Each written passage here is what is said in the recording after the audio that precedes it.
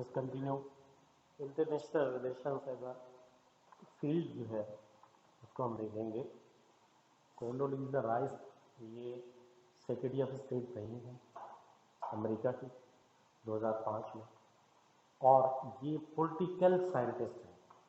इसका मतलब क्या है कि इनकी जो फील्ड ऑफ स्टडी है वो पॉलिटिक्स है।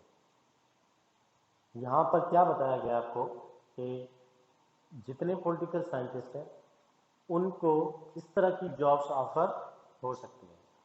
मतलब एक काम ये कि जैसे कोंडोलीज़ा राइस जो है, हेनरी जो है किसिंगर, या आपके ये कौन थी जिन्होंने पाकिस्तान के लिए डीप स्टेट का वर्ड यूज़ किया था, पहले वो secretary of state of America भी रही है। ओके, बट ये है कि यहाँ पर हमें फ़ायदा क्या है इंटरनेशनल रिलेशन पढ़ने का, कि आप फॉरेन ऑफिस की पोस्ट सेक्रेटरी ऑफ स्टेट बन सकते हैं। देन बहुत सारी यूनिवर्सिटीज़ जो हैं वो ऐसी हैं जो सेपरेट डिग्री अवार्ड करती हैं आईआर में, एक पूरी डिसिप्लिन के तौर पर पढ़ाया जाता है।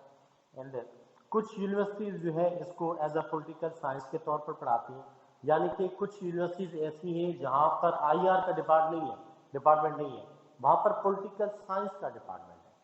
उस पॉलिटिकल साइंस के डिपार्टमेंट में आईआर को as a subject, as a international politics पढ़ाया जाता है।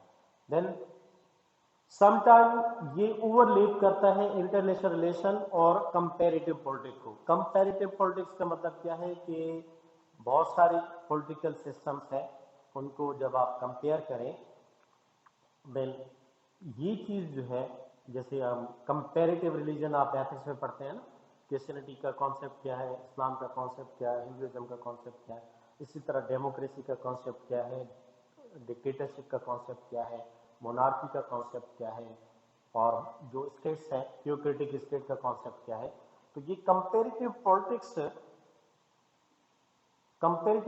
के तौर पे भी आईआर को पढ़ाया जाता है। And there are some issue areas जो कि आपके ये जो फॉरेन पॉलिसी मेकिंग होती है, या आपके आईआर के जो स्कॉलर्स होते हैं जो डील करते हैं, वो करते हैं इश्यू एरियाज के साथ। ये इश्यू एरियाज बेसिकली क्या है, किसी भी चीज़ को ले लें जो कि एक इंटरनेशनल इशू हो। Now feminism is a international issue. 1917 में जब हम फेमिनिस्ट मूवमेंट को पढ़ेंगे, 1917 में औरतों को राइट टू वोट दिया गया। आज भी आपके जितने कॉम्पिटिटिव एग्जाम्स होते हैं या जेंडर स्टडीज में से ये बड़ा इंपॉर्टेंट होता है कि आज की जो सोसाइटी है वहाँ पर वुमेन का रोल क्या है। सो जितने भी आईआर के स्कॉलर्स होते हैं वो अपने opinion through the newspaper channels, अपने आर्टिकल्स के जरिए पब्लिश करते हैं, और वहाँ से फिर जो पॉलिसी मेकर्स होते हैं उनको एक गाइडलाइन मिलती है कि नेक्स्ट पॉलिसी हमें कैसी बनानी चाहिए।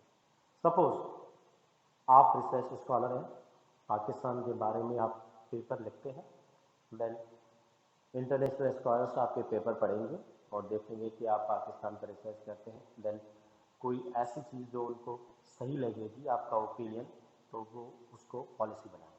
ओके, देन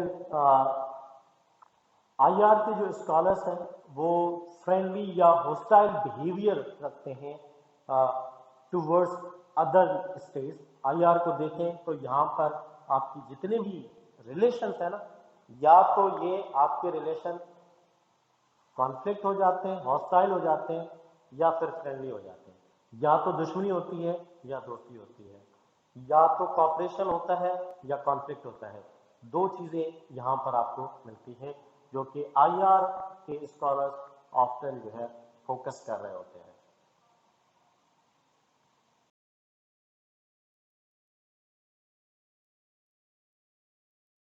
कि आईआर को कहाँ कहाँ इस्तेमाल किया जाता है, कौन से फायदे मिलते हैं। अगर एक आईआर स्कॉलर न्यूज़पेपर में लिखता है तो उसको पढ़कर हम अपनी पॉलिसी बनाते हैं। आप डॉन पेपर देखें, डॉन न्यूज़पेपर का, तो उसमें आर्टिकल का अलग से कॉलम होता है, पेज नंबर 11 पे आई थिंक, बट 11 तो इंटरनेशनल होता है। बट आप देख लीजिए कि ओपिनियन का एक पेज होता है, وہاں پر جو ایکسپرٹ ہوتے ہیں، چاہے وہ اکانومی کے ایکسپرٹ ہو، تو وہ ابھی عمران خان کی اکانومی کے بارے میں بتائے گا کہ یہ یہاں پر ان کے ڈرا بیکس آ رہے ہیں، تو وہ پھر گورنمنٹ کے جو اسکالرس ہوں گے وہ اس کو پڑھیں گے اور پھر اس کو ٹھیک کرنے کی کوشش کریں گے. تو یہ ایک فائدہ ہے. اسی طرح آئی آر کو ایز اے فیلڈ کے طور پر جب پڑھایا جاتا ہے تو یہ آپ کی کانفلکٹ ریزولیشن میں آپ کو ہیلپ کرتی ہے. اور بہت سارے سبجیکٹس آئی آر میں آ جاتے ہیں. انٹرنیشنل پالیٹکس، اسکوپ کا مطلب کیا ہے کہ اس کی لمیٹیشنز کہاں تک ہے، مطلب کون سے چیزیں اس میں پڑھی جاتی ہیں، لمیٹیشن. اوکے، اس میں انٹرنیشنل پالیٹکس ہے. دین پالیٹکس آف انوائرمنٹل مینجمنٹ، یہ جو ہم نے ایتھکس میں پڑھا تھا، آپ کی گلوبل وارمنگ، اوزون ڈیپلیشن، ٹھیک ہے، اس میں تھا بٹ ہم نے ایکسکلوڈ کر دیا کیونکہ آپ کو پڑھا ہوا ہے. دین کمپیریٹیو پالیٹکس، ہم ڈفرینٹ کنٹریز کے پولیٹیکل سسٹمس کو لیتے ہیں، ڈیموکریسی، ڈکٹیٹرشپ، ٹوٹیلیٹیرین اور مونارکی اور theocratic state, unitary state, federal form of government, presidential form of government, comparative politics. Then کچھ ایشو ایریاز ہیں جن پر فوکس کیا جاتا ہے، کوئی بھی پرٹیکولر ایریا، جیسے گلوبل ٹریڈ نیگوسیشن، ملکوں کے درمیان جو تجارتی نیگوسیشن بات چیت ہو رہی ہوتی ہے، یہ بھی ایک ایشو ایریا ہے جو کہ آپ کے انٹرنیشنل آئی آر کے اسکالرس پڑھتے ہیں. یا یہاں تک اس کی لمیٹیشن ہے.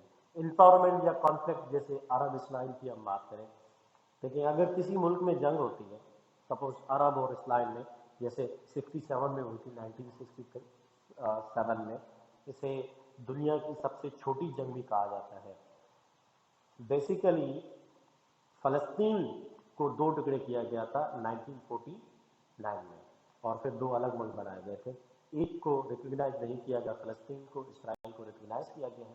بٹ اگر کوئی ایک ایشو آتا ہے ایسا، تو وہ آئی آر کے اسکالرس کی لمیٹیشن فیلڈ آف اسٹڈی میں چلا جاتا ہے.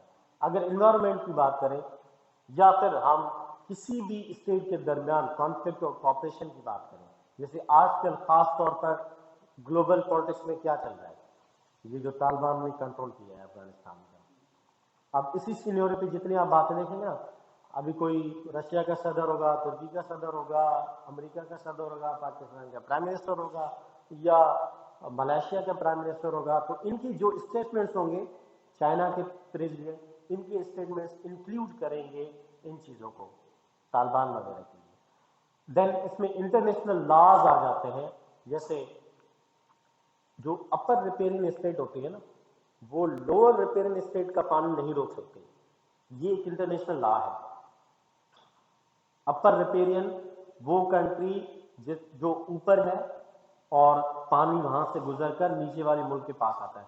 جیسے ہمارے انڈیا اور پاکستان کے کیس ہے نا، 1948 میں انہوں نے پانی ہمارا بند کیا تھا، تو اسی انٹرنیشنل لا کی بیسس پہ 1960 میں ورلڈ بینک نے، یوجین بلیک جو ان کے صدر تھے، انہوں نے ایک ایگریمنٹ کروایا تھا 1960 میں پاکستان کا اور انڈیا کا، جس سے کہ اپر ریپیرین انڈیا ہمارا پانی نہیں روکتا ہے.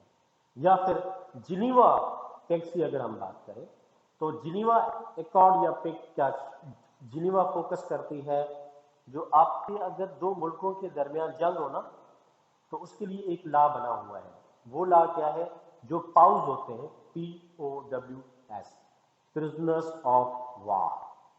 تو جنگ کے دوران جب جنگ ہوتی ہے تو ملک کے بہت سارے فوجی یا عوام پکڑے جاتے ہیں، پھر ان کو قید کر دیا جاتا ہے، پھر ان پر ظلم ہوتا ہے.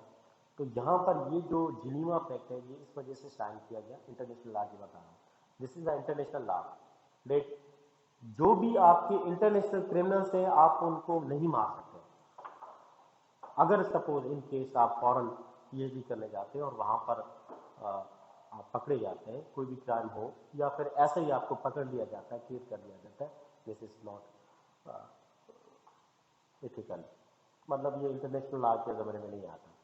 انٹرنیشنل ڈیولپمنٹ کی بات کریں، جیسے آپ نے اوبور کا نام سنا ہوگا، ون بیلٹ اور ون روڈ، جو کہ ایسٹ اور ویسٹ کی پالیسی کو فوکس کرتا ہے. یہاں پہ ایسٹ میں انڈیا اور ویسٹ میں یورپ دونوں کو کنیکٹ کرنے کے لیے، یہ جس کے 6 کوریڈور ہیں، جس میں ایک کوریڈور جو ہے وہ سیپے کے لیے. تو اس طرح کے بہت سارے مارشل پلان کی ہم ذکر کریں گے جب ہم ورلڈ وار वन का जिक्र करेंगे तो हम अमेरिका में 12 अरब डॉलर खर्च किए थे। आज के टाइम पर तो ये कोई 200-250 अरब से भी बढ़ जाएंगे। इतने पैसे खर्च किए थे वर्ल्ड वार 1 के बाद, ताकि जो रशिया में एक कम्युनिस्ट इनकलाब आ रहा था उसको रोका जा सके। कार्ल मार्क्स को हम जब पढ़ेंगे तो वहां पर ये चीज हम डिस्कस करेंगे। इंटरनेशनल सिक्योरिटी की बात करेंगे कि स्टेट्स की सिक्योरिटी जो है या टेररिज्म जो है उसके हवाले से रोकनी है। इंटरनेशनल पॉलिटिकल इकोनॉमी, ये जो नेक्स्ट आपका चैप्टर होगा जिसको हम डिस्कस करेंगे, इकोनॉमिक्स या economic relations among the states, तो वो हम इंटरनेशनल पॉलिटिक्स में इनको देखेंगे। इन ब्रीफली यहाँ पर हम दो सब टॉपिक्स को देखते हैं। ये माइक्रो लेवल्स की फील्ड है जिसमें कुछ दो की एग्जांपल हम अगर लें, इंटरनेशनल सिक्योरिटी और international political economy. International security को देखें तो पहले जब आईआर की फील्ड डेवलप हो रही थी तो तब आईआर के स्कॉलर्स का जो फोकस था वो सिर्फ सिक्योरिटी पर था। सिक्योरिटी के लिए आपको क्या चाहिए?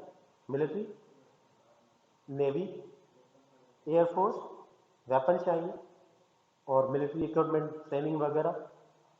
तो इन चीजों पर इंटरनेशनल सिक्योरिटी में फोकस किया जा रहा था। स्टेट्स का जो प्राइम पर्पस होता था वो खुद की सिक्योरिटी करना होता था। ये रियलिस्ट अप्रोच में आता है। अभी हम आगे जैसे बढ़ते हैं तो रियलिस्ट अप्रोच को हम देखेंगे। यहाँ पर स्टेट्स का सिर्फ फोकस ये क्या है? खुद को प्रोटेक्ट करना, जितना हो सके मैक्सिमम पावर गेन करना। देन इंटरनेशनल पॉलिटिकल इकोनॉमी की बात करें तो आजकल जो स्टेट्स के दरमियान में है एक तरह की इकोनॉमिक वॉर चल रही है, एक बाइपोलर इकोनॉमिक वॉर चाइना और अमेरिका के दरमियान।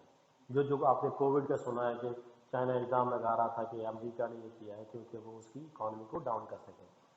चाइना जो है उसने अमेरिका को कर्ज किया हुआ है, बहुत सारे लोन्स जो है वो अमेरिका को दिए हुए हैं in the form of bonds जो चाइना के अमेरिका में चलते हैं। In the coming days China will supersede America. तो आजकल जो फोकस चल रहा है कंट्रीज का वो है इकोनॉमिक रिलेशंस।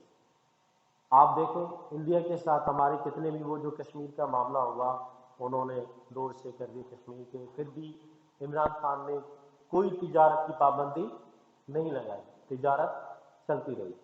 अब देखें अफगानिस्तान में तालिबान की हुकूमत आ गई है, फिर भी उनके साथ हमारे तिजारती ताल्लुकात चल रहे हैं। जी डेफिनेटली। देखें जब हम आईआर को शुरू करते हैं तो एक कोट अक्सर हम यूज करते हैं दैट स्टेट जो है there is no permanent friend and no permanent friend but national interest remains permanent. ना हमेशा के लिए कोई दोस्त रहता है, ना हमेशा के लिए कोई दुश्मन रहता है। अगर कोई चीज परमानेंट रहती है तो वो क्या है? अपने मुफादात। ये जो कॉन्फ्लिक्टिंग इंटरेस्ट है वो स्टेट्स के कॉन्फ्लिक्टिंग इंटरेस्ट परमानेंट रहते हैं। अगर उनको फायदा होता है तो करते हैं, अगर नहीं होता तो नहीं करते हैं। तो ये जो इंटरेस्ट है वो रिमेन्स परमानेंट। और इसमें आप देखें पहले स्टेट्स की सिक्योरिटी पर फोकस होता था, अब इकोनॉमी पे है। मैंने जैसे बताया कि चाहे देन नॉर्थ साउथ स्टेट्स के दरमियान जो रिलेशंस हैं, north south means developed and developing states के दरमियान जो रिलेशंस हैं, ओके। देन ग्लोबल टेलीकम्युनिकेशन, ये जो आज कंप्यूटर साइंस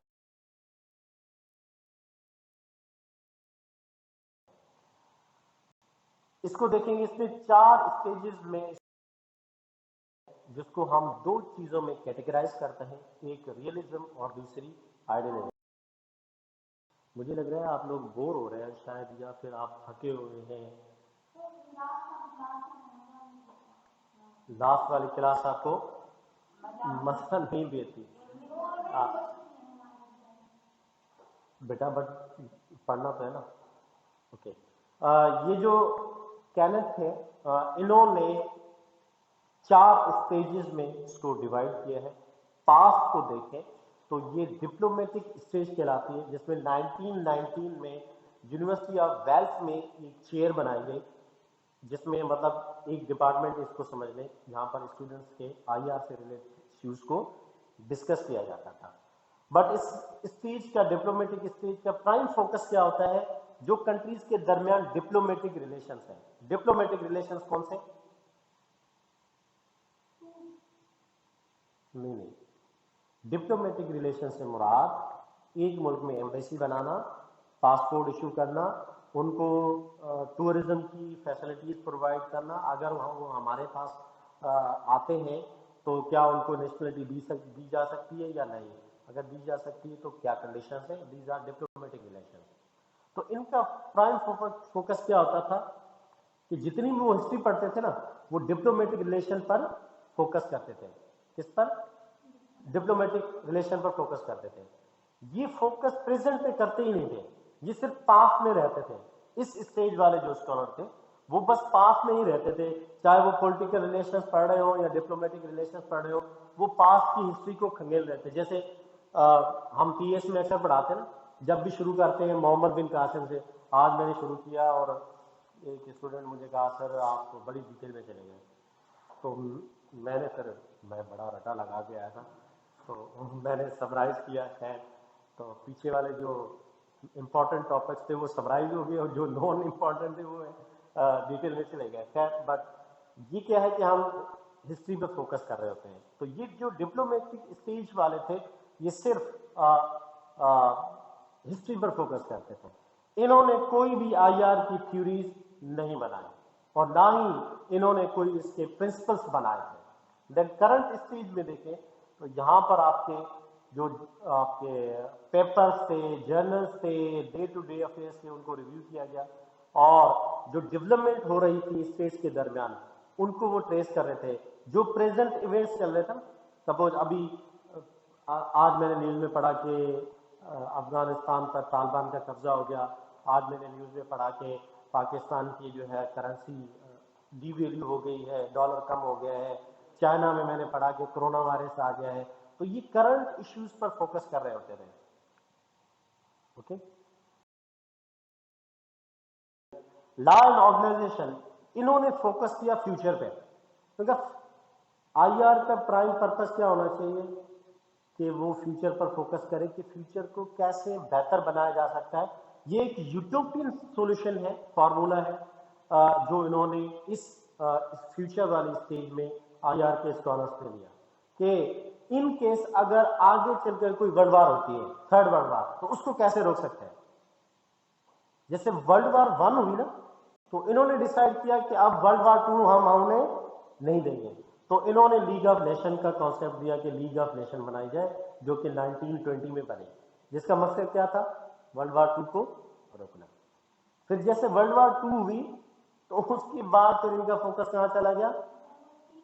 ورلڈ وار 3 نہ ہو. اس کے لیے انہوں نے یونائٹڈ نیشن بنائی آرگنائزیشن، جو 24 اکتوبر 1945 کو بنی. تو یہاں پر انہوں نے کیا کیا؟ انٹرنیشنل لاز بنائے جو کہ وار اور ڈسٹرکشن اس طرح کی چیزوں کو روک سکے، اور جس طرح کی گلوبل ڈس آرمامنٹ ہو، یعنی کہ ایک ملک کے پاس ہتھیار ہے تو وہ بھی اپنے ہتھیار ڈسمینٹل کر دے، یہ بھی اپنے ہتھیار ختم کر دے. اگر یہ اس کے پاس ایٹم بم ہے تو یہ بھی ختم کر دے، وہ بھی ایٹم بم ختم کر دے. اوکے، تو دس واز یوٹوپین سولوشن. ایسا پاسبل نہیں ہے کیونکہ اسٹیٹس کو ہم ریئلسٹ اپروچ میں دیکھیں تو اسٹیٹس آر امپرفیکٹ اینڈ امپرفیکٹیبل. چلے جی، لیٹس سی کہ یہ جو کنٹمپریری اسٹیج ہے یہاں پر آپ کے آئی آر کی تھیوریز بنائی گئی، پولیٹیکل آئیڈیلزم، ریئلزم، ان کو ہم نیکسٹ سلائیڈ میں ڈیٹیل میں دیکھتے ہیں. تو یہاں پر انہوں نے کیا کیا کہ آئی آر کی تھیوریز بنائی اور پھر پولیٹیکل ریلیشن جو اسٹیٹس کی تھی ان کو ریویو کرتے گئے اور پھر ان کو 4 اپروچز میں انہوں نے ڈسٹریبیوٹ کر دیا. جو ہے وہ 4 اپروچز کے گرد گھومتی ہے. یہ کچھ post modernist, neo realist, Marxist, liberalism, یہ لبرلزم ہے، human rights, feminism, environmentalism, neo colonialism, neo imperialism. میں یہاں پہ بتا دیتا ہوں بیٹا، یہ سائنٹیفک اپروچ آپ نے پڑھی ہے نا، سوشل سائیکالوجی میں. अप्रोचेज है, अप्रोचेज। अप्रोच मतलब कि अगर कोई भी टॉपिक आप IR का पढ़ेंगे ना तो वो इनमें से किसी एक में जरूर होगा। आप कोई भी टॉपिक पढ़ें, आप कोई भी टॉपिक पढ़ें, यहां से कोई भी टॉपिक पढ़ें, बताएं। हाँ हाँ, जेंडर थ्योरी, हाँ ठीक है। जेंडर थ्योरी जो है वो इन दोनों में आएगा, आइडियलिस्ट और रियलिस्ट अप्रोच में, क्योंकि जेंडर फोकस करते हैं ह्यूमन बिहेवियर पर, और फिर ये कि रियलिस्ट अप्रोच में जब फेमिनिज्म को हम पढ़ेंगे तो रियलिस्ट अप्रोच में हम जेंडर थ्योरी फेमिनिज्म में पेट्रियार्की को डिस्कस करते हैं। पेट्रियार्की में क्या है? मेल डोमिनेंसी, जो सोसाइटी में मेल फैक्टर है वो डोमिनेंट रहता है, तो इसी पेट्रियार्की को हम वहां पर डिस्कस करेंगे। चलेंगे, हाँ ह्यूमन बिहेवियर में बढ़ाऊं। मुझे आप ये बताएं, ये साइंटिफिक अप्रोच जो है ये आपकी सोशल साइकोलॉजी में भी थी, इसका मतलब क्या था?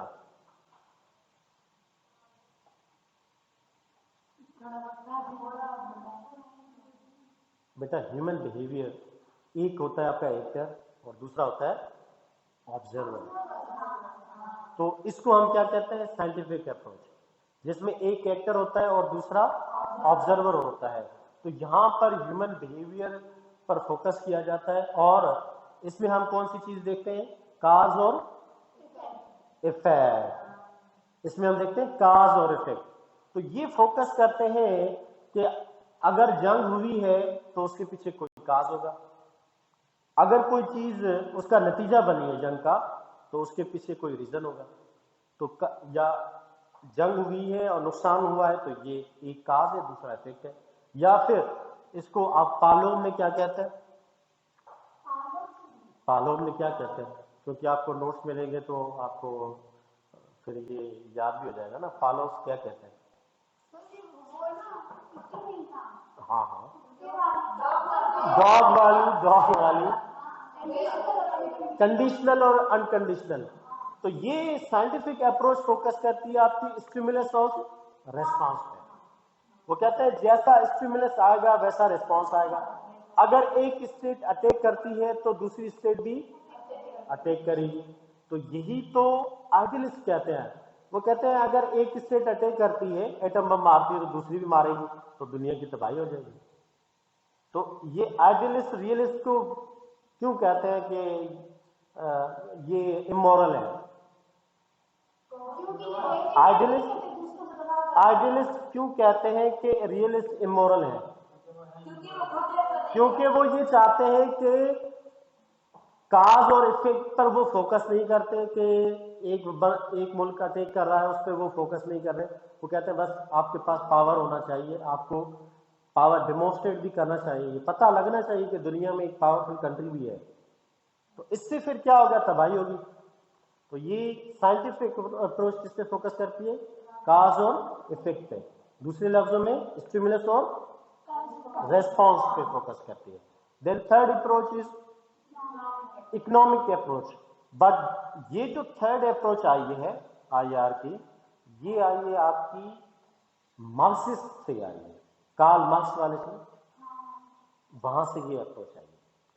तो ये इकोनॉमिक अप्रोच वाले किस बात पर फोकस करते हैं? ये फोकस करते हैं कैपिटलिस्ट और कम्युनिस्ट सोसाइटी में, कि सोसाइटी को पूरी, मतलब अगर इंटरनेशनल सिस्टम की हम बात करें तो सोसाइटी दो क्लासेस में डिवाइडेड है, एक कैपिटलिस्ट है और दूसरी कम्युनिस्ट है। तो ये फोकस करते हैं इकोनॉमी पर कि जितने स्टेट्स के दरमियान जो रिलेशंस है ना वो इकोनॉमिक है।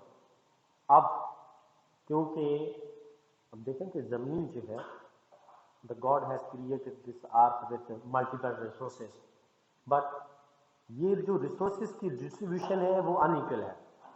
although the God has created resources, so many resources, but इनकी जो रिसोर्सेज की डिस्ट्रीब्यूशन की है, जो गॉड ने डिस्ट्रीब्यूशन की है वो अनइक्वल है। आपको सऊदी अरब या पर्शियन जो गल्फ है वहां पे इस खिते में आपको ऑयल की प्रोडक्शन ज्यादा मिलेगी। सेंट्रल एशियन कंट्रीज में जाए तो वहां पे गैस की प्रोडक्शन ज्यादा मिलेगी। तो इसी तरह रिसोर्सेज को डिस्ट्रीब्यूट किया गया। आप सपोज एक कंट्री है, ये तो हम कंपेरेटिव एडवांटेज में पढ़ते हैं, अगर आपके जापान है, वो कार बनाने में बड़ा अच्छा है, उसकी क्या है कंपेरेटिव एडवांटेज है उसको कि वो कारें अच्छी बना सकता है, बट वो कार चलाने के लिए पेट्रोल तो चाहिए ना, तो पेट्रोल उसके पास है नहीं, तो क्या करे, तो वो सऊदी अरब से पेट्रोल परचेज करेगा, या फिर वो बार्टर इकोनॉमी कर सकते हैं, यानी कि वो अपनी गाड़ी दे उनको और वहां से तेल लें। तो ये क्या है, इकोनॉमिक अप्रोच है।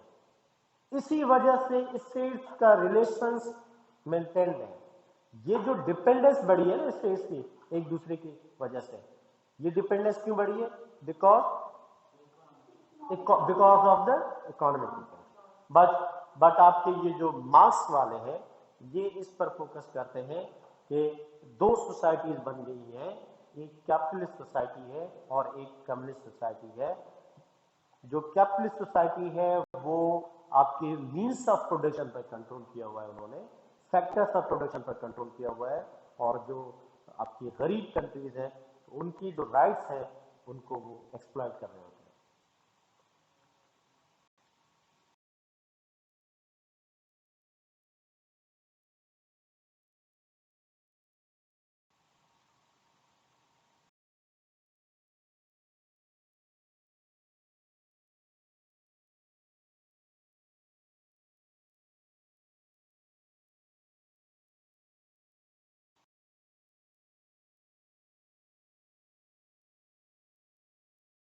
ओके, नाउ लेट्स सी कि इंटरनेशनल रिलेशन अगर हम पढ़ें भी तो उसके बेनिफिट्स क्या हैं।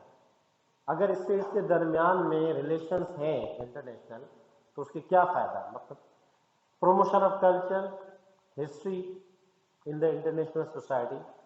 जैसे वो कल रात में एक इंडियन फ्रेंड से बात कर रहा था फ़ोन पे, actually we have a English group जिस पे हम बात करते हैं कि ही belong to the scheduled class. वो मैंने उसको बताया कि हमारे पाकिस्तान में ये नहीं है, ये आपके इंडिया में है ऐसा कि चार कास्टों में हिंदू सोसाइटी डिवाइडेड है, वेश ब्राह्मण शूद्र कस्तीय वगैरह। तो हमारे पाकिस्तान में सोसाइटी ये इस तरह की क्लास डिस्ट्रीब्यूशन नहीं है।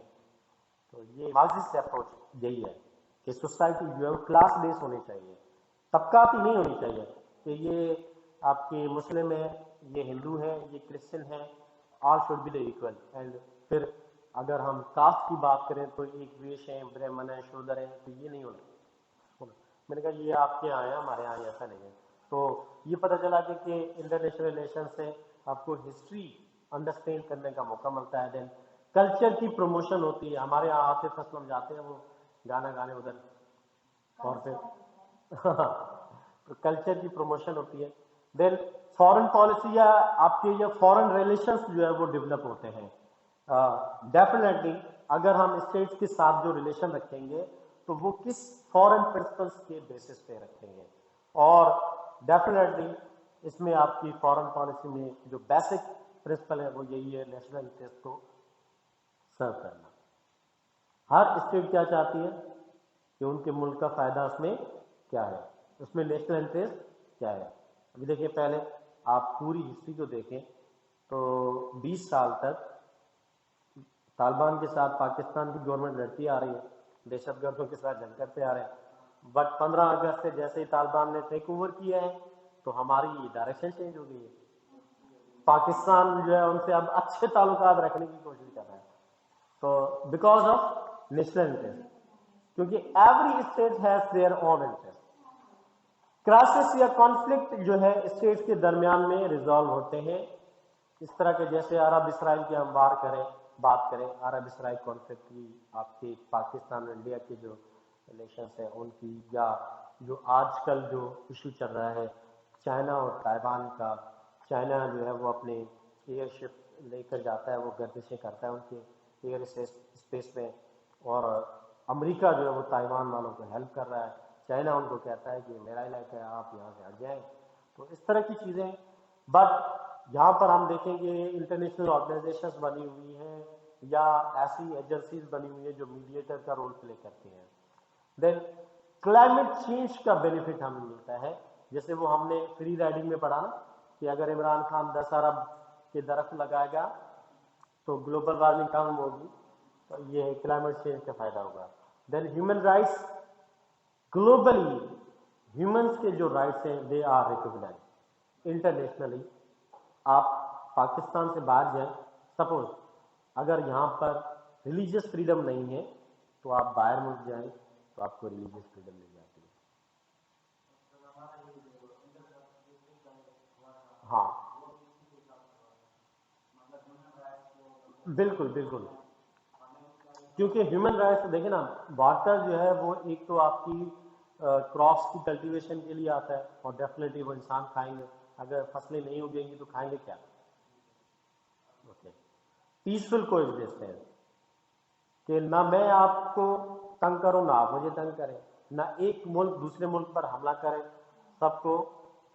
اور پھر پولیٹیکل سسٹمز دنیا میں کون سے چل رہے ہیں ان کو دیکھنا.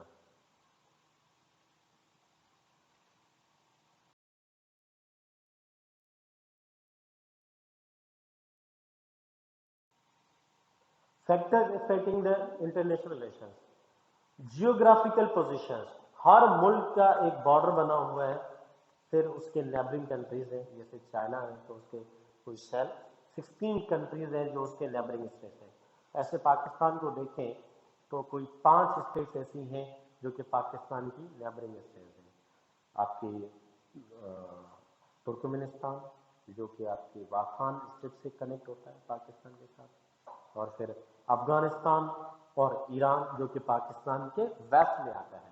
پھر نارتھ میں چائنا ہے اور پھر ایسٹ میں انڈیا، اور ساؤتھ میں ہمارے عربین سی ہے. تو جو جیوگرافیکل پوزیشن ہوتی ہے وہ بڑی امپورٹنٹ ہوتی ہے. آپ دیکھیں کہ اگر آپ دیکھیں گے کہ رشیا کے جو ساؤتھ میں پہاڑ ہیں وہ ہمارے ہی ہمالیہ والے، کراکرم والے، یہ ہندو کش والے پہاڑ ہیں، اور یہ اب پاکستان کے نارتھ میں آتے ہیں. اگر یہ پہاڑ نہ ہو نا، ان کو ہم سپوز کاٹ دیں تو ہمارے یہاں سردی جب ہمارے یہاں ہو نا تو ہمارے یہ رستے بھی جو ہے برف سے ڈھک جائیں. تو یہ پہاڑ ہمیں یہ فائدہ دیتے ہیں کہ ماسکو سے جو ٹھنڈی ہوائیں چلتی ہیں نا رشیا سے، اگر یہ پہاڑ نہ ہو تو ان کو ہواؤں کو نہیں روکیں اور پھر ہمارے یہاں برف باری ہو رہی ہے. چلیں گے. تو geographical position is a very important factor in the international relation that determines your relation. States کے درمیان جو ریلیشن ہے ان کو ڈٹرمائن کرتا ہے یہ فیکٹر. 1979 میں رشیا نے افغانستان پر اٹیک کیا تھا. کیوں؟ کیونکہ اگر وہ افغانستان کو کنٹرول کر لیتا ہے تو اس کے ساتھ پاکستان والا بلوچستان کا حصہ کنٹرول کر لے گا، کیونکہ بلوچستان میں ایریا تو بڑا ہے، آبادی 5% رہتی ہے، پاپولیشن 5%، اور بالکل آج جسے ہم گوادر کہتے ہیں یہ تو اب بنا ہے. تب بیٹا رشیا کے نارتھ میں جو سمندر ہے نا وہ برف سے ڈھک جاتا ہے، تو اس کی وجہ سے ان کی شپس نہیں چلتی ہیں، وارم واٹر کی فیسلٹی ان کے پاس نہیں ہے. ہمارے یہاں جو عربین سی ہے کراچی والا، یہ وارم واٹر ہے. اس کا مطلب کیا ہے کہ یہ سارا سال جو ہے چلتا رہے گا، یہاں پہ کشتیاں چل سکتی ہیں، یہ جمے گا نہیں، برف نہیں بنے گا، اس کے اوپر برف کی تہ نہیں جمے گی. تو اس وجہ سے رشیا کیا کرنا چاہتا تھا 1979 میں آ کر کہ اگر میں افغانستان، کیونکہ سینٹرل ایشین کنٹریز کا بارڈر، رشیا کا بارڈر افغانستان کا بارڈر ملتا تھا، جیوگرافیکل پوزیشن ملتا تھا، اور پھر بلوچستان کا اور افغانستان کا بارڈر ملتا تھا. ایک مرتبہ اس نے بلوچستان پر قبضہ کر لیا تو اس کا مطلب یہ ہے کہ وہ سعودی عرب سے تیل پرچیز کرے گا اور اسی راستے سے افغانستان سے ہوتا ہوا رشیا میں تیل امپورٹ کرے گا. جو سیم کام آج سی پیک کے ذریعے چائنا کر رہا ہے. چائنا کیا کر رہا ہے کہ وہ اسی گوادر سے، یہی تو دس از کہ آپ کی جیوگرافیکل پوزیشن جو ہے بڑی بڑی امپورٹنٹ ہے. اب یہ 10,000 کلومیٹر کا سفر پڑتا ہے چائنا کو اگر وہ سمندر کے ذریعے گزرتا جائے، اور پھر جیسے وہ عربین سی میں پاکستان کو پہنچے گا تو اس کی حدود، سمندری حدود کو 3 کروڑ 8 لاکھ 61,000 किलोमीटर का कोई समंदरी इलाका है पाकिस्तान के बाद, उसका टूल टैक्स उसको देना पड़ेगा समुद्री जहाज को। फिर वो वहाँ से आगे बढ़ेगा तो फिर समंदर इंडियन ओशन की हद आ जाती है, फिर वो इंडिया को टैक्स देगा, और फिर वहाँ से वो स्ट्रेट ऑफ मलक्का से गुजरता हुआ साउथ चाइना सी में जाएगा, और वहाँ से साउथ चाइना सी में चाइना में, और 45 डेज लग जाते थे, जो कि बुक्स में आता है कि 45 डेज लग जाते हैं। अभी वो क्या कर रहा है कि वो बिल्कुल ऊपर से ये चीजें लेकर आ रहा है वहां से यहां तक, और 5 दिन के अंदर वो चीज इंपोर्ट करके चाइना में पहुंचेंगे। एक और फायदा इसमें चाइना को क्या है कि चाइना की जंग चल रही है 9 डेश लाइन पर। ये बड़ा हॉट टॉपिक है सीएसएस के लिहाज से।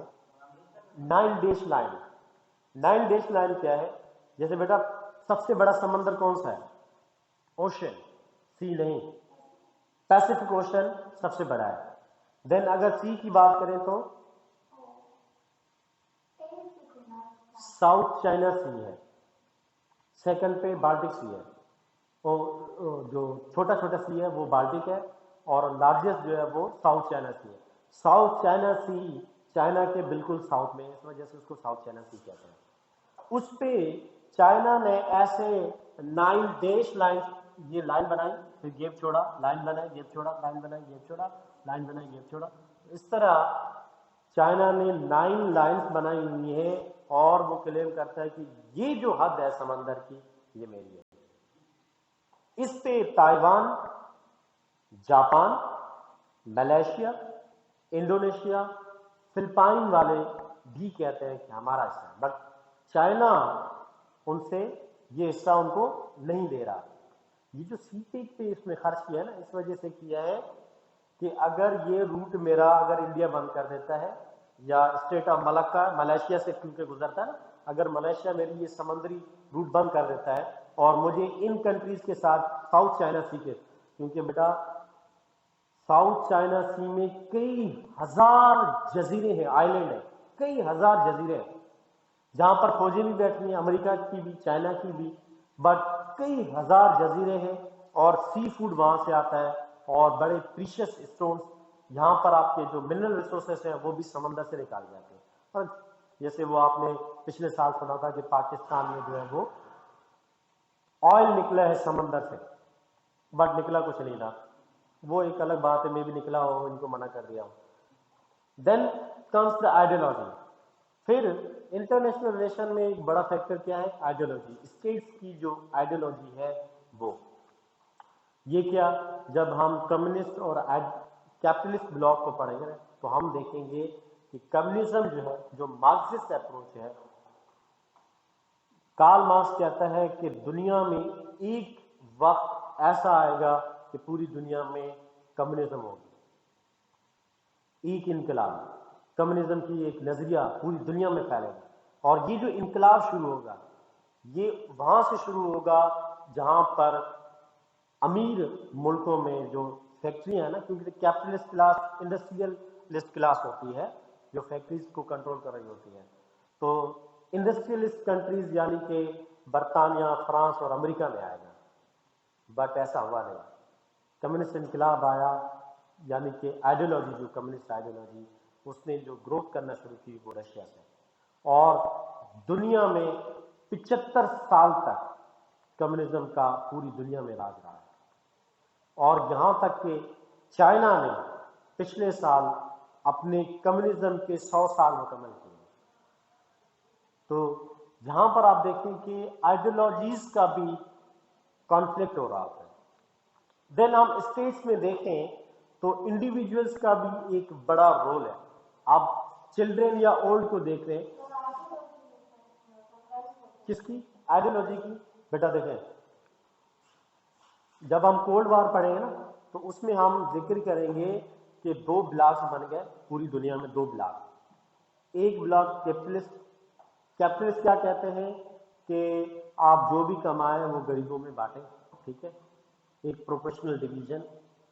और कैपिटलिस्ट क्लास क्या कहती है कि फैक्ट्री का एक मालिक होगा, जो पैसे कमाएगा उसी के पास जाएंगे और वो सैलरी देगा। لیکن کمیونزم ایسا نہیں کہتے. وہ کمیونسٹ کہتے ہیں کہ اگر ایک فیکٹری آپ لوگ 4 چلا رہے ہیں تو 100 روپے اگر کمایا گیا اس فیکٹری سے, کیونکہ آپ نے بھی تو لیبر دی ہے نا, آپ نے لیبر سیل کی ہے, تو 25 روپے آپ کو ملے, 25 25 25 100 روپے برابر, کیونکہ وہ صرف پیسے خرچ کر رہا ہے تو اس کی وجہ سے سارا پروفٹ اس کے پاس چلا جاتا ہے اور اس کو ویج, باقی جو لیبر اس کو ویج ملتی ہے. لیکن کمیونسٹ فوکس کرتے ہیں کہ آپ اپنا پورا کام کریں اور جو پروفٹ ہوگا وہ ایکول ڈسٹریبیوٹ ہوگا. اس سے کیا ہوگا کہ ویلتھ کی جو انیکوالٹی ہے وہ ختم ہو جائے گی. تو یہاں پر کا کمیونزم کا اور کیپٹلسٹ بلاک کا, یعنی کہ پرائیویٹ آنرشپ اور نو پرائیویٹ آنرشپ, اس پراپرٹیز کی کوئی ذاتی ملکیت نہیں اور وہ ذاتی ملکیت کے درمیان میں کانفلکٹ تھا. پھر دنیا 2 بلاکس میں تقسیم ہوگی. ایک بلاک میں برطانیہ جو کہ کیپٹلسٹ بلاک ہے, پھر امریکہ جو کہ اصل جنگ امریکہ لڑا تھا کولڈ وار کی, اور دوسرا آپ کا یہاں اس طرف رشیا تھا, چائنا تھا. پاکستان کی بات کریں کہ پاکستان کس بلاک میں تھا, تو پاکستان تب جو ہے وہ امریکہ کے کیپٹلسٹ بلاک میں تھا. اور 1979 میں جو ہم نے یہی طالبان جو آج دہشت گرد ہے اور پھر آج حکومت بھی انہوں نے بنائی ہے, انہی لوگوں کو استعمال کر کے ہم نے رشیا کو شکست دی تھی. جی ہاں بالکل, کیپٹلسٹ بلاک کی وجہ سے, کیونکہ ہمیں کیپٹلسٹ بلاک سے پیسے مل رہے تھے, وہ ہمیں فائنینشلی اور ملٹری سپورٹ دے رہے تھے, تو ہم نے پھر رشیا کے خلاف کولڈ وار میں جنگ لڑی تھی. پھر یہاں پر آپ انڈیویجول دیکھیں کہ یہاں پر آپ کی جو پاپولیشن ہوتی ہے اس کا بڑا رول ہوتا ہے. آپ پوری اکانومسٹ اپروچ کی دیکھیں کہ پوری جو ہے آپ کی جو سوسائٹی ہے اس میں ایک بچے اور دوسرے بوڑھے, یہ کوئی کنٹریبیوٹ نہیں کرتے, یہ صرف کنزیوم کرتے ہیں. یہ برڈن ہے اکانومی میں, یہ پروڈکشن نہیں ہے. آپ اور ہم, کیونکہ we are going to create revenue for the state, ہم اسٹیٹ کے ریونیو جنریٹ کرنے میں کنٹریبیوٹ کرتے ہیں. But children and old they do not, but they consume goods اور سروسز. ٹھیک ہے, تو یہ بھی ایک فیکٹر ہے. دین نیچرل ریسورسز, جس اسٹیٹ کی جو ریسورسز ہوتی ہیں اس سے پھر ڈٹرمائن کرتے ہیں ہم اپنا ریلیشن. اگر ان کے پاس گیس زیادہ ہے, جیسے پاکستان کو اکثر سعودی عربیہ آئل دے رہا ہوتا ہے, ایران میں آئل دے رہا ہوتا ہے, تو ہم نے کبھی بھی ان سے جھگڑا نہیں کیا کیونکہ وہ ہمیں سپورٹ کر رہے ہیں. 1963 سے لے کر ہم نے چائنا کے ساتھ دوستی کی ہے, آج تک ہم نے جھگڑا نہیں کیا, حالانکہ بارڈر تو ہمارا ان کے ساتھ بھی لگتا ہے 580 سم تھنگ یا 585 کلومیٹر بھی لکھا جاتا ہے. تو اتنا بارڈر ہمارا ان کے ساتھ ہے, پھر بھی ہم نے کبھی جنگ نہیں کی. انہوں نے انڈیا کے ساتھ جنگ کی ہے, بہت مرتبہ جھگڑے بھی ہوئے ہیں, بٹ پاکستان نے کبھی نہیں کی کیونکہ ہمیں وہ سپورٹ کر رہا تھا, دوست ہے. انہوں نے ہمیں یہ جو کراکرم ہائی وے ہے آج جسے سی ٹیک کا روڈ کہہ رہے ہیں, اس کو اپ گریڈ کیا جا رہا ہے, بس اور کچھ نہیں, اپ گریڈ کر رہے ہیں. یہ ابھی چائنا نے پیسے دیے. تب کراکرم ہائی وے جسے 8th wander of the world کہا جاتا تھا, وہ بھی چائنا نے بنا کے دیا تھا. تو جس اسٹیٹ میں جتنی ریسورسز ہیں وہ ڈٹرمائن کرتی ہے. اب یہ جو روٹس ہیں وہ پاکستان کے ان ریسورسز کے ایریا سے گزریں گے جہاں سے گیس ہے, پاکستان کی منرل ریسورسز ہیں. تو جس اسٹیٹ میں جو ریسورسز ہیں, اب ہمارے یہاں لوگ جتنے بھی ایجوکیٹڈ رہتے ہیں وہ امریکہ کیوں بھاگ جاتے ہیں؟ Job opportunity. جاب اپرچونٹی کیا ہے؟ ریسورسز ہے. جتنی جہاں زیادہ ریسورسز ہوں گی وہاں پاپولیشن سوئچ کرے گی اور مائگریشن وغیرہ ایسے میں آ جاتی ہے. پھر اکانومک کنڈیشنز بھی, دین سائنس اینڈ ٹیکنالوجی, جو آج کل گلوبلائزیشن جو آپ کی بڑھی ہے. آپ یہاں پر بیٹھے بیٹھے میرا جو انگلش کا ہمارا جو گروپ ہے اس میں پتہ نہیں کتنے کنٹریز کے لوگ بیٹھتے ہیں. مجھے کسی کی پروننسیشن سمجھ آتی ہے, کسی کی نہیں آتی. جس کی سمجھ آتی ہے اس سے بات کرتا ہوں, جس کی نہیں آتی نہیں کرتا ہوں, میری مرضی ہے. Then leadership also plays a very crucial role. پر ورلڈ وار 1 جو ہے وہ ایک بندے کے مر جانے کے, یعنی کیونکہ وہ ہیپسبرگ کے خاندان کا تھا, میں نے آپ کو بتایا, فرینس فرڈینلینڈ جو کہ جوزف فرڈینلینڈ کے بھتیجے تھے, تو ان کو مارا تو عالمی جنگ. پھر دوسرے لیڈر کو دیکھیں, ہٹلر کو, جس نے دوسری عالمی جنگ چھیڑ دی, he was also a leader. تو لیڈرشپ ایک بڑا رول پلے کرتی ہے.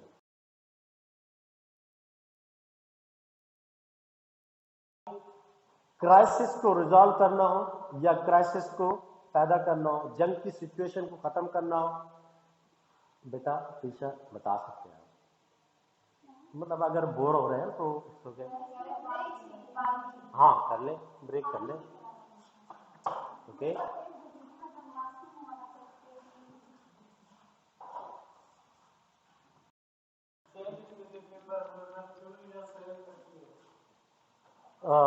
Sources of conflict in international relation. States کے درمیان جو کانفلکٹ ہوتے ہیں وہ جس کو ہم نے کور پرنسپل سے ریزالو کیا تھا. یہ جو اسٹیٹس کے درمیان کانفلکٹ ہوتے ہیں، جھگڑے ہوتے ہیں، وہ کیوں ہوتے ہیں؟ Ideological differences. یہ جو ابھی میں آپ کو بتا رہا تھا کولڈ وار، یہ اسی وجہ سے ہوئی ہے. عرب اور اسرائیل کے درمیان جو جھگڑا چل رہا ہے، عرب اور اسرائیل کے درمیان، وہ فلسطین کو لے کر ہے. کیونکہ جیوز کی آئیڈیالوجی اور مسلمس کی آئیڈیالوجی چینج ہے، ان کی فلاسفی چینج ہے، ہماری فلاسفی چینج ہے. آئیڈیالوجیکل ڈفرینسز کی بات کریں تو پاکستان کی جو پیدائش ہے وہ بھی اسی آئیڈیالوجیکل ڈفرینسز کی وجہ سے. پاکستان کیوں بنا؟ دو قومی نظریے کی وجہ سے. جو قائد اعظم کہتے تھے کہ ہمیں پاکستان میں زمین کا ٹکڑا نہیں چاہیے، بلکہ ہمیں ایک تجربہ گاہ کا قائم کرنا چاہتے ہیں جہاں پر ہم اسلام کے مطابق یا ان اصولوں کو آزما سکیں. یہ کیا ہے؟ Ideological differences. تو اسٹیٹ جو ہے وہ آئیڈیالوجیکل ڈفرینسز کی وجہ سے بنتی ہے. جیسے بنگلہ دیش اور ہمارے یہاں جو ڈفرینسز تھے اس کی وجہ سے، تو اسی طرح جتنے بھی آپ کے اسٹیٹس کے ڈفرینسز ہیں تو یہ ان کی وجہ سے. Then interference in the sovereignty. What is this sovereignty? You are free from external control. مطلب states are free from external control. کوئی باہر سے آ کر اسٹیٹ کو کنٹرول نہیں کر سکتا. ہماری ایک اپنا کانسٹیٹیوشن ہے، پاپولیشن ہے، ایک باؤنڈری ہے، اس کے اندر ہم کوئی بھی ٹیکسز، کوئی بھی ریلیجن اڈاپٹ کر سکتے ہیں اکارڈنگ ٹو دا پبلک کی وشز کے مطابق. بٹ کوئی ایکسٹرنل فورس یا کوئی سپر پاور اسٹیٹ آ کر ہمیں یہ نہیں کہہ سکتی کہ آپ یہ والی آئیڈیالوجی یا یہ والی فارم آف گورنمنٹ اڈاپٹ کریں. اگر انٹرفیئرنس ہوتی ہے ان دا سوورنٹی دین کانفلکٹ ہوتا ہے، کیونکہ اسٹیٹس آر سوورن اور انارکی ایگزسٹ کرتی ہے. انارکی کیا ہے؟ کہ جتنی بھی اسٹیٹس ہیں، کنٹریز ہیں، ان کے اوپر کوئی اور ملک نہیں ہے. جیسے پاکستان کے 4 صوبے ہیں تو ان کو فیڈرل گورنمنٹ کنٹرول کر رہی ہوتی ہے نا. تو اسی طرح جتنے بھی کنٹریز ہیں، 205 کہتے ہیں کچھ کہ 205 کنٹریز ہیں. 193 تو آپ کی یو این میں بھی ممبر ہیں. تو یہ جتنے بھی اسٹیٹس ہیں ان کے اوپر کوئی سپر گورنمنٹ نہیں ہے. جیسے پاکستان کے صوبوں کا کانسٹیٹیوشن الگ ہے اور پھر پاکستان کے فیڈرل کانسٹیٹیوشن الگ ہے جو پورے ملک کے لیے. اسی طرح ہر ملک کا ایک اپنا کانسٹیٹیوشن ہے، ہر ملک کی ایک اپنی سپریم کورٹ ہے. بٹ ہر ملک کے اوپر جتنے بھی کانسٹیٹیوشن ہے کوئی سپریم کانسٹیٹیوشن نہیں ہے. This is called anarchy. اس انارکی کی وجہ سے سوورنٹی جو ہے وہ ڈومیننٹ رہتی ہے. اسٹیٹس اس کو انجوائے کرتے ہیں، اختیار ہے ان کا. جیسے اگر بنگلہ دیش آزاد ہوا تھا تو وہ ہمیں مجبور کر رہے تھے انڈیا والے کہ آپ اس کو انڈیپینڈنس کو ایکسیپٹ کریں، بٹ پاکستان نہیں کیا. جب او آئی سی کی کانفرنس ہوئی 1974 میں سیکنڈ، تو تب ایکسیپٹ کیا تھا. بٹ یہ ہے کہ states are sovereign. Then there are some territorial claims. آپ انڈیا اور چائنا کی بات کریں، 1963 میں انڈیا اور چائنا کے درمیان لداخ پر جھگڑا ہوا تھا کہ انڈیا کلیم کرتا ہے کہ لداخ والا حصہ ان کا ہے، چائنا کلیم کرتا ہے کہ لداخ والا حصہ ان کا ہے. اسی طرح ہم کشمیر پر کلیم کرتے ہیں، اسی طرح فلسطین والے غزہ پر کلیم کرتے ہیں اور اسرائیل والے غزہ پر کلیم کرتے ہیں. ایک سمندری پٹی جس پر اسرائیل والے کلیم کرتے ہیں. چائنا کو دیکھیں تو تائیوان ایک جزیرہ ہے، ایک آئلینڈ ہے. یہ جب ماؤ زی دونگ والے تھے نیشنلسٹ، جب انہوں نے کمیونسٹ سے جھگڑا کیا تو وہ پھر چلے گئے نیشنلسٹ چلے گئے تائیوان میں. انہوں نے جا کر ایک انڈیپینڈنٹ گورنمنٹ بنائی ہوئی ہے، although they are not recognized کیونکہ UN سمجھتی ہے کہ یہ چائنا کا حصہ ہے. تو چائنا کلیم کرتا ہے کہ تائیوان میرا ہے. چلیں، یا پھر یہ اس میں آپ صرف زمینی ٹیریٹریز نہیں بلکہ سمندری ٹیریٹریز بھی آپ انکلوڈ کر سکتے ہیں، جس سے ابھی میں آپ کو 9 بیس لائن کی ساؤتھ چائنا سی کی ایگزامپل دے رہا تھا. اوکے، دین کولونائزیشن بھی ایک کانفلکٹ ہے. دیکھیں یہاں پر برطانیہ آیا، انہوں نے انڈیا کو کالونی بنایا، پھر برما کو کالونی بنایا، اور دونوں کے لیے ایک ہی وائسرائے ہوتا تھا، اس کانسٹیٹیوشن کے وہ ذریعے چلاتے تھے. اسی طرح آپ کی جارڈن، لبنان، فلسطین یہ کالونیز تھے. کالونی کا مطلب کیا ہوتا ہے؟ کوئی بھی ایک ملک جس پر دوسرا ملک کنٹرول کرے اور اس پر اس کا مینڈیٹ ہو. اب یہ مینڈیٹ کیا ہے؟ مینڈیٹ یہ ہے کہ جب تک یہ ملک آزاد نہیں ہوتا تب تک اس پر حکومت میری چلے گی. جیسے انڈیا جب تک آزاد نہیں ہوا، پاکستان جب تک آزاد نہیں ہوا، کس کی حکومت تھی؟ برطانیہ کی. کس کا مینڈیٹ تھا؟ برطانیہ کا. ابھی بھی کچھ ایسی اسٹیٹس ہیں جو کالونیز ہیں. And then there are freedom movement supported by the other states. کچھ ایسی انٹرنل افیئرس میں انٹرفیئرنس کی ایگزامپل، جب آپ کسی اور ملک میں مداخلت کرتے ہیں یا پھر انہی اسٹیٹس کے اندر کوئی موومنٹس چل رہی ہوتی ہیں، ان کو فنڈس کیے جاتے ہیں. جیسے ہمارے یہاں BLO ہے نا، بلوچستان لبریشن آرگنائزیشن. ان کا کیا مقصد ہے؟ کہ بلوچستان کو الگ ملک بنانا. اور GSN والوں کا کہ سندھ دیش، سندھو دیش الگ دیش ہونا چاہیے، مطلب ملک ہونا چاہیے.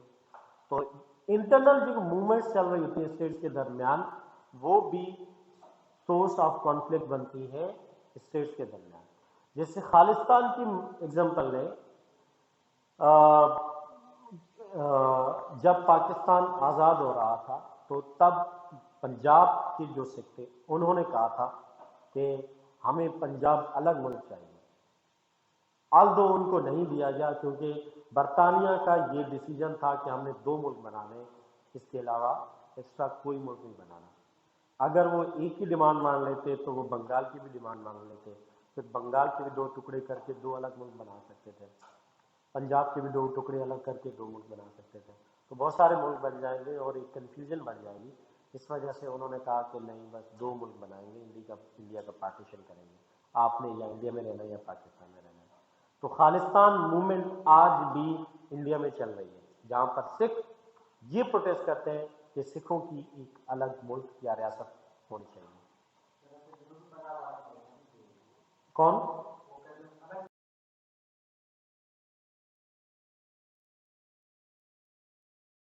کون کہتے ہیں؟ جنوبی ساؤتھ پنجاب، ساؤتھ پنجاب والے. ہاں، یہ انٹرنل کانفلکٹس کی ایگزامپلس ہیں. But how to resolve internal conflicts, یا آپ کے جو ریلیشن اسٹیٹس کے جو کانفلکٹس ہو رہے ہیں ان کو کس طرح ریزالو کریں؟ پیس ٹاکس، نیگوسیشنز، بات چیت کے ذریعے. جیسے وہ آپ نے دوحہ ایگریمنٹ کا سنا، فروری 2020 میں ہوا تھا دوحہ ایگریمنٹ. دوحہ ایگریمنٹ کیونکہ یہ دوحہ میں ہوا ہے تو اس وجہ سے اس کو دوحہ ایگریمنٹ کہتے ہیں. بش ایڈمنسٹریشن نے زلمے خلیل زاد کی کو لے کر طالبان سے نیگوسیشن کی تھی اور ان سے ایک ایگریمنٹ سائن کیا تھا فروری 2020 میں. اس ایگریمنٹ میں کیا تھا کہ مئی سے پہلے انگریز یعنی کہ امریکہ اپنی فوجیں اور جو چیزیں ہیں وہ لے کے چلا جائے گا. لیکن وہ اگست 15 تک بھی نہیں لے کر جا سکے. کچھ فوج ان کی نکل گئی، چند فوجی رہ گئے. پھر طالبان نے آہستہ آہستہ کنٹرول کرنا شروع کیا، تو انہوں نے پھر وہ جب گئے ہیں تو اپنے ایئرپورٹ میں جہاز وغیرہ توڑ کر گئے تاکہ طالبان یوز نہ کر سکیں. بٹ پیس ٹاکس کے ذریعے یہ جو 20 سال وار آن ٹیرر چلتی رہی ہے نا، اس کو کیسے ختم کیا گیا؟ دوحہ ایگریمنٹ کے ذریعے، جہاں پر امریکہ اس بات پر راضی ہوا کہ آپ امریکہ اور اس کے جو الائز ہیں ان کو ان پر اٹیک نہیں کریں گے. اور بدلے میں امریکہ اپنی فوج نیٹو فورسز نکال دے گا. تو انہوں نے نیٹو فورسز نکال دی. اب ان سے یہ کہا گیا تھا کہ آپ نے، طالبان سے کہا گیا تھا کہ آپ نے نیگوسیشن کرنی ہے. یہ کون تھے صدر، اشرف غنی کے ساتھ نیگوسیشن کرنی ہے تاکہ آپ گورنمنٹ بنا سکیں. لیکن اشرف غنی نے کیا کیا، ایک ہیلی کاپٹر بھرا پیسوں سے اور دبئی بھاگ گیا اور گیا پتہ ہی نہیں چلا کدھر گیا. دین بائی فورس بھی یہ کیا جا سکتا ہے، فورس کے ذریعے انٹروین کر کے، یا ملٹری ایکسپیڈیشنز جس کے آپ کہتے ہیں. میرا کزن ہے بڑا، جو میرے چاچا کا بڑا بیٹا ہے، شاہنواز نام ہے اس کا. ایک سولنگی بائی کاسٹ تھے اور دوسرے مجھے نہیں پتا کیا تھے، بٹ وہ آئے سولنگیوں پہ اٹیک کرنے کے لیے پسٹل شسٹل لے کر اور گن وغیرہ. تو ان معاملات میں میرا کزن تھوڑا سا بڑا جلد باز ہے. تو اس کے پاس نہیں ہوتی تھی تو ابو کی بھی اٹھا لیتا تھا. ابھی تو اپنی نہیں ہے اس سے تو میں اس کو روک رہا ہوں، نہیں جا بھائی، ہمارا کیا کام، دوسروں کا جھگڑا ہے. تو وہ گیا اور اس نے بیچ میں کھڑے ہو کے فائرنگ کرنا شروع کر دی. اب وہ جو اٹیک کرنے آئے تھے وہ واپس چلے گئے. اب اچھا دیکھ، پھر مجھے اس کی بات کا لاجک، مطلب وہ جو کر رہا تھا مجھے بتا نہیں رہا تھا، بٹ میں اس کو روک رہا تھا. چل مجھے سمجھ آیا کہ وہ ان کو ڈسکس کر رہا تھا. وہ جیسے جب بھی کوئی احتجاج ہوتا ہے، فائرنگ ہوتی ہے تو پولیس آ جاتی ہے نا، شیلنگ کرتی ہے، ٹیئر گیس وغیرہ. ٹیئر گیس ہوتا کیا ہوتا ہے؟ ہاں، آنسو گیس پھینکتی ہے تو تاکہ پبلک ڈسپرس ہو جائے. تو یہ ہے کہ بائی فورس بھی انٹروین کیا جا سکتا ہے. اگر دو ملکوں کے درمیان جنگ چل رہی ہو تو ایک تیسری فوج آ کر ان کے بیچ میں ہو سکتی ہے. کشمیر کا سولوشن بھی یہی کہا گیا تھا کہ آپ دونوں ملک فوج ہٹائیں، ایک نیوٹرل فوج کو یہاں پر بٹھا دیتے جو کہ نہ کہ انڈیا کو سپورٹ کرتی ہو نہ پاکستان کو. اس کے بعد ہم ریفرینڈم کرواتے ہیں، پبلک جہاں جانا چاہے. کانسیلیشن، صلح، میڈیٹرز جو صلح کروانے والے ہوتے ہیں ہم ان کو بھی یوٹیلائز کر سکتے ہیں. کانسیلیشن، صلح بھی کر سکتے ہیں بات چیت کے ذریعے. دین گڈ آفیسز، کچھ آفیسز ایسے بنائے جا سکتے ہیں، جیسے میں نے آپ کو ایگزامپل دی ورلڈ بینک کی، جو انہوں نے 1960 میں رول پلے کیا تھا پاکستان اور انڈیا کے درمیان جو واٹر کرائسس چل رہے تھے اس کو ریزالو کرنے کے لیے. 1965 والی جو پاکستان کی وار ہے، یہ 10 جنوری 1966 کو ایک ایگریمنٹ ہوا تھا جس میں آپ کے قصین تھے، رشیا کے پریزیڈنٹ نہرو تھے ہمارے، اور ایوب خان تھے. مطلب انڈیا کے نہرو اور پاکستان کے جو ہے وہ، نہیں نہرو نہیں تھے،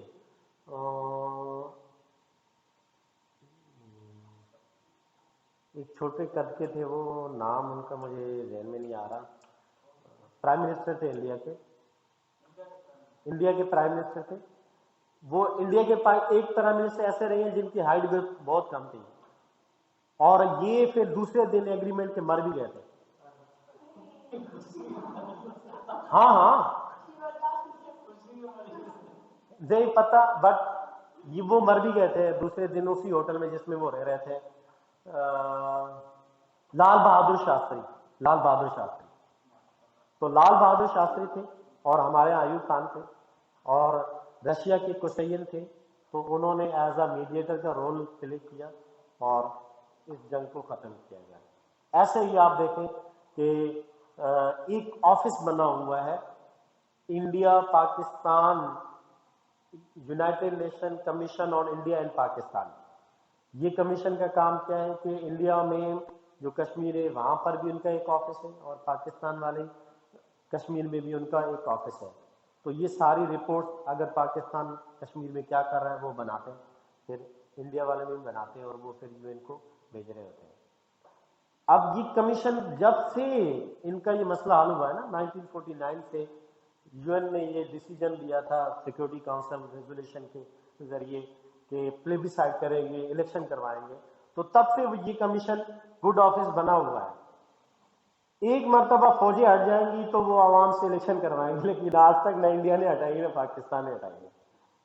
دین انکوائری وغیرہ کروائی جا سکتی ہیں بارڈرز کی سائٹس پر، اور پھر ایک رپورٹ بنا کر یو این کو دی جا سکتی ہے جو اس پر فیصل کرے گی. دین جوڈیشری کے ذریعے بھی یہ چیز کی جا سکتی ہے. انٹرنیشنل کورٹ آف جسٹس کو دیکھیں، جیسے وہ ہمارے ہاں گلبشن جادو کا بڑا کیس بڑا ابھی بھی چل رہا ہے. ایک اسپائی ایجنٹ جس کو 2013 میں گرفتار کیا تھا بلوچستان سے، مبارک علی کے نام سے وہ چھپا ہوا تھا. ویسے وہ ایران سے بارڈر کراس کر کے پاکستان میں آیا تھا، تو اس کو پھر پاکستان آرمی نے پھانسی سنا دی تھی، کیونکہ وہ اسپائنیج ایکٹیویٹیز میں انوالو تھا. اس نے پھر ویڈیو کے ذریعے خود کمنٹ بھی کیا کہ میں نیوی میں رہ چکا ہوں اور میں بلوچستان میں یہ جو اینٹی اسٹیٹس ایکٹیویٹیز ہیں وہ کرنے آیا تھا، سی پی کو سبودیش کرنے آیا تھا. تو جب اس نے اسٹیٹمنٹ وغیرہ دی تو اسی کی اسٹیٹمنٹ کی بیسس پہ پاکستان والوں نے فیصلہ سنا دیا پھانسی کا، اس کو پھانسی دے دی. پھر انڈیا یہ کیس لے کر گیا انٹرنیشنل کورٹ آف جسٹس میں. پھر انٹرنیشنل کورٹ آف جسٹس نے کہا کہ آپ نے گلبشن جادو کو تو کاؤنسلر رسائی دی ہی نہیں، یعنی کہ اس کا تو وکیل رکھا ہی نہیں، آپ نے فیصلہ سنا دیا. تو یہ ایک انٹرنیشنل لا ہے جو ابھی ہم بات کر رہے تھے کہ آپ کے وکیل کی غیر موجودگی میں کوئی بھی سزا نہیں دی جا سکتی. تو پھر اب انڈیا کو یہ خط لکھ چکے ہیں آپ اپنے لیے وکیل کریں، لیکن وہ نہیں کر رہے ہیں. ان کو پتہ ہے وکیل کریں گے کیس وغیرہ میں پھنس جائیں گے، پھر باتیں لمبی ہو جائیں گی، اس لیے زندہ ہے صحیح ہے.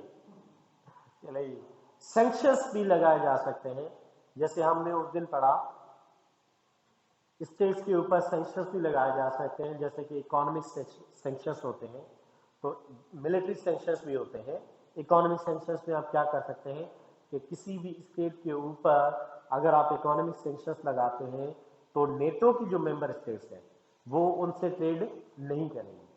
اگر یورپین یونین سینکشن لگاتی ہے تو یورپین یونین کے جتنے بھی 22 ممبر اسٹیٹس ہیں وہ کسی ملک سے تجارت نہیں کریں گے. اگر وہ نیٹو کے ممبر ہیں تو وہ اس ملک سے خرید و فروخت نہیں کریں گے. اب ایران کا آئل اسمگل کیوں ہو رہا ہوتا ہے، بلیک مارکیٹ میں کیوں بک رہا ہوتا ہے؟ کیونکہ اس پہ سینکشنز لگے ہوئے ہیں، اس وجہ سے. اینڈ دین ملٹری سینکشنز بھی ہوتے ہیں. اس سے مراد کیا ہوتا ہے کہ آپ ان کی ملٹری کی تعداد کم کر سکتے ہیں.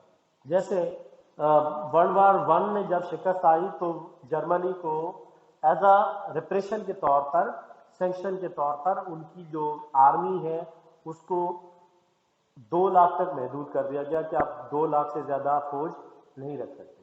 2 لاکھ تک فوج رکھیں بارڈر وغیرہ کی مینجمنٹ کے لیے. دین بلاکیٹس لگائے جا سکتے ہیں، جیسے اسٹریٹ آف ملکہ میں اگر اس روٹ کو بند کر دیا جائے تو چائنا وہاں سے کراس نہیں کر سکے گا، اور اس کو الٹیمیٹلی سی پہ کا روٹ چاہیے، اس لیے وہ ان سے انویسٹمنٹ کر رہا ہے. اور بہت سارے ہیں. آئرن کرٹن کی پالیسی ہے جو کمیونزم کو روکنے کے لیے اختیار کی تھی امریکہ نے. اینڈ یہ بائی فورس اور انٹرونشن یہ چیز ہوگی. دین وار، جنگ بھی لڑی جا سکتی ہے. جیسے ٹیررزم کو ختم کرنے کے لیے امریکہ نے 20 سال جنگ لڑی ہے، تو کسی بھی کانفلکٹ کو ختم کرنے کے لیے جنگ بھی لڑی جا سکتی ہے. الدو ہوا کیا کہ یہ آپ کے کہ کانسیلیشن ہوئی ہے، پھر میڈیٹر جو ظلم خلیل ذات کو مقرر کیا گیا تھا، اور دین پھر ایک نیگوسیشن کے درمیان میں ہوئی، اور فائنلی جو ہے ایک سولوشن جو ہے انہوں نے کروائی.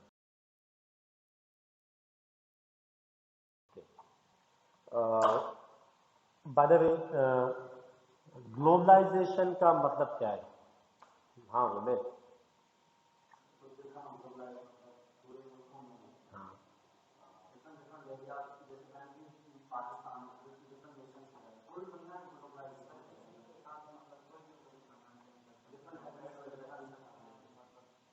Any idea?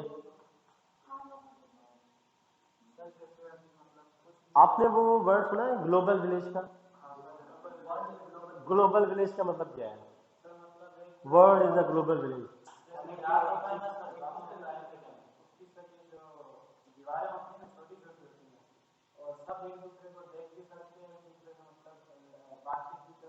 سن بھی سکتے ہیں.